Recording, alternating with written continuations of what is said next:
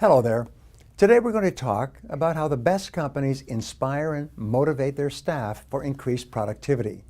The X factor is a mystery factor in motivation that I'm going to explain.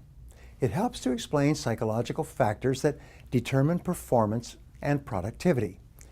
It is harnessing the power of people and motivating people to get better results, holding all other things constant, that is called the X factor. The discovery of this has led to a revolution in management that has taken place in the last 60 years throughout the free world. The discovery of the X factor explains why industry in companies that are not free have never been able to tap their natural resources and energy and enthusiasm or the commitment and ability of their people. It is now called the psychological factor. The discovery of the psychological factor has led to the greatest breakthroughs in modern management. Up until the Great Depression of the 1930s, almost all advances in management had taken place as a result of advances in technology and science and production processes in bigger machines and factories. After World War II, most of the great advances have been managerial and psychological in nature. The technological revolution is a huge player in increased productivity of modern business. But the X factor explains more than anything else why some companies succeed and others fail, where the top 20% of companies in every industry earn 80% of the profits, and why the most talented people are drawn to the best companies. The X factor explains why people in top companies perform better than people in average companies or below average. By tapping into the psychological factors that determine performance and productivity, you can make a dramatic difference in your effectiveness as a manager and in your ability to get results. Motivating people to make their full contribution to the organization is the fastest way that a manager can multiply his or her personal effectiveness and productivity. Most people are just waiting for someone to come along and motivate them to higher levels. All excellent managers and executives and leaders have developed the ability to bring out the very best in their people by learning and understanding what causes them to behave the way they do. The psychological factor really comes down to a very simple point. This is perhaps the most important breakthrough in the development of human potential in the 20th century and in the 21st. It's a discovery of what is called the self-concept. The many years of research into peak performance and high levels of motivation can be distilled down to one idea. When you read the work of Tom Peters, Abraham Maslow, Warren Bennis, Jack Welch, and other management authorities, there's one common theme that emerges over and over again. Successful companies are those that create an environment where people feel terrific about themselves. Understanding the role of the self-concept in behavior is the starting point of effectiveness in management and motivation. The self-concept is the belief structure or value system of the individual. It's a composite of all of the beliefs and values and attitudes and opinions of the individual, starting in early childhood and continuing to the present day. The self-concept is like the command center that sits at the core of personality and productivity. It is what governs individual performance, behavior, and output. All changes or improvements in external performance and behavior begin with improvements in the self-concept, the way the individual sees himself and feels about himself and believes about himself.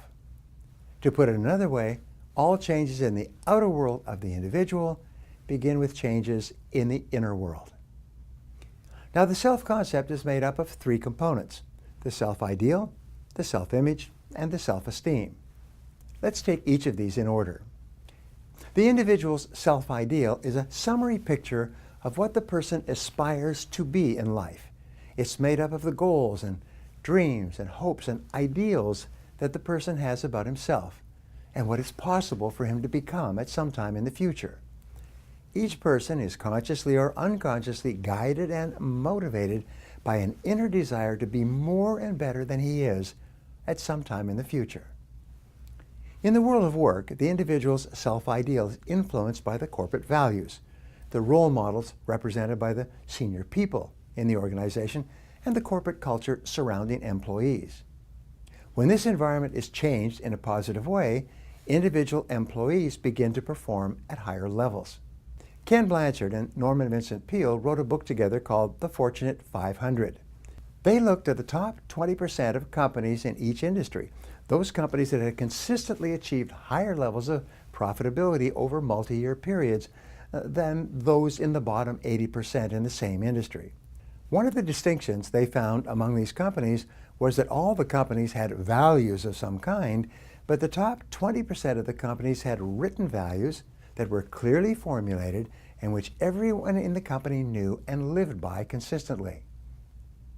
The companies in the bottom 80% might have had values, but very few employees knew what they were, and very few were able to articulate how to live or work by those values in the daily activities of the organization.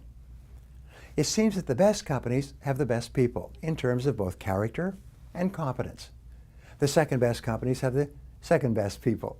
The third best companies in this competitive environment are probably on their way out of business.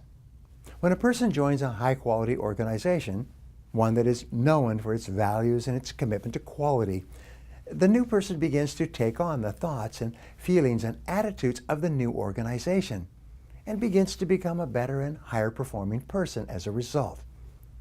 When a person is surrounded by winners in a corporate climate that encourages and rewards winning, he or she tends to become a high performer as well. The second part of the self-concept is the self-image. This is the way a person thinks he or she is viewed by others. Your self-image is greatly influenced by the way people treat you on a day-to-day basis. When people are treated as though they are valuable and important and respected, they see themselves and think about themselves in a more positive way. As a result, they perform at higher levels and do better work. Now, the self-image is also affected by the way the individual sees himself and thinks about himself relative to what he or she is doing. Positive feedback on performance from the boss improves the individual's self-image and increases his or her ability and desire to perform at higher levels. The third part and the core of the self-concept is the individual's level of self-esteem. This can be defined as how much you like yourself. The more that people like and respect themselves on the inside, the better they perform on the outside. The more people like themselves, the bigger the goals they are that they set for themselves. The more they like themselves, the higher standards they set for the quality of their work. The more they like themselves, the more they like other people and become excellent team players.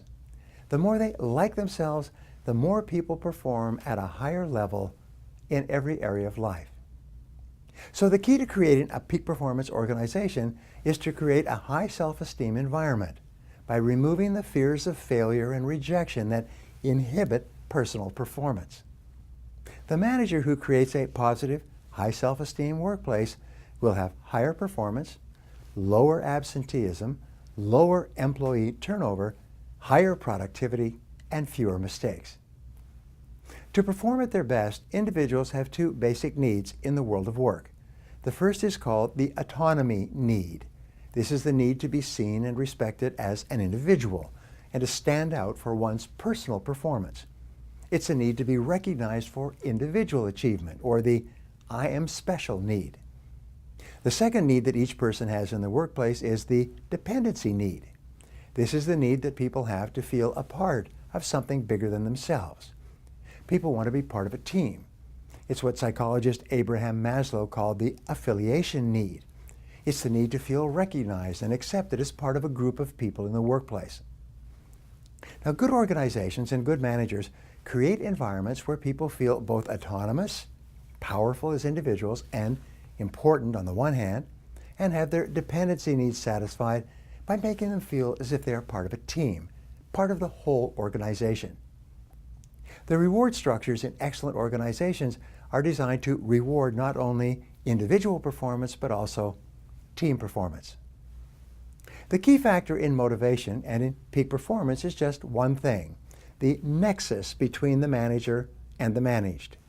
It's what takes place at the moment of contact or communication between the manager and the employee that is the key determinant of performance, effectiveness, productivity, output, and eventually the profitability of an organization. This is the point at which the two people connect, whether positively or negatively. It's where the past, present, and future performance of the individual and the organization is determined.